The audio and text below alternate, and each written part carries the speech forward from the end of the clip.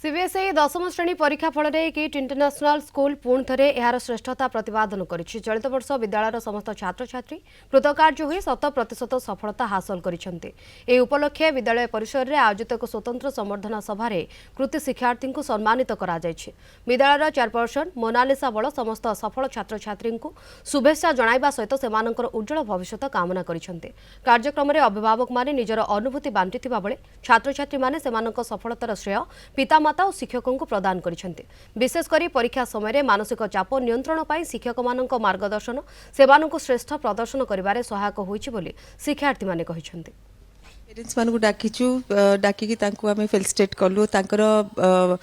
से जो खुशी होती एते स्कूल माने इंटरनेशनल स्कूल पढ़े की आ सबुठ इम्पोर्टेंट जिनस होची आमे हमर कोनोसी पिला बाहर ट्यूशन नै नांती ट्यूशन न नै की एते भलो रिजल्ट करछन सेटा ही होची हम पई गोटे विराट बड़ अचीवमेंट पैरामीटर मु कहबी काइना ट्यूशन न नै की गोटे पिला जदी एते बढ़िया करि पछि तले स्कूल किछि मात्रा रे कंट्रीब्यूशन अछि गोटे पिला को एई रिजल्ट देखेबारे ता छडा सेंट ग्लोब रो पिला भी बहुत भलो करछंती गोटे पिला सात्विक आमर 95.4 पाइछि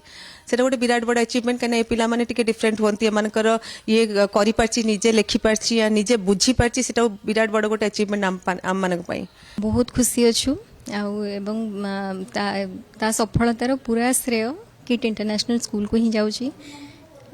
कारण से बिना ट्यूशन रे ही सब किछि करि पारछि। पेरेंट्स हिसाब रे हमें बहुत खुशी अछु एवं किट इंटरनेशनल स्कूल ऊपर भरोसा थिबारु से 11th 12th मध्ये ए स्कूल रे ही कंटिन्यू करूछि। सब टीचर्स को थैंक्स जिते बेले डाउट पचारे सॉल्व करथले निज आडू वर्कशीट्स दोथले मोठु बेसी से माने मेहनत करथले मोठु बेसी मो ऊपर भरोसा तांक करथला आउ ओडिया सर तो बाप रे बाप 100 रखी देले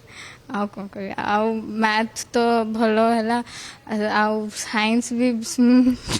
आउ एसएसटी पे टिके दुख जे चलिबो पिला माने जो एथर देथिले परीक्षा क्षेत्र हमर जे टॉपर अछि अद्वैत सडगी 99.8% रखिछि गोटे मार्कर कटि गला किंतु सेटा भी गोटे माने सी बहुत माने खुशी अछि एवं ता संगे तार जो क्विज जोड़ी शास्त्रिका मिश्र सी भी रखिछि 98.4 तो दिजन को जोड़ी जो माने क्विज रे भी टॉप करथले से आल्सो टॉप माने जो ये परीक्षा टॉप करले अब सबटो इंटरेस्टिंग दिन सब अछि भलो जे हमर हॉस्टल रे 70% पिला जो माने अछंती सेथरु 70% पिला 10 जो माने दैथले त से माने 90% पर रखछंती त बिना ट्यूशन रे सेटा हम पई बहुत बड़ा उपलब्धि अछि।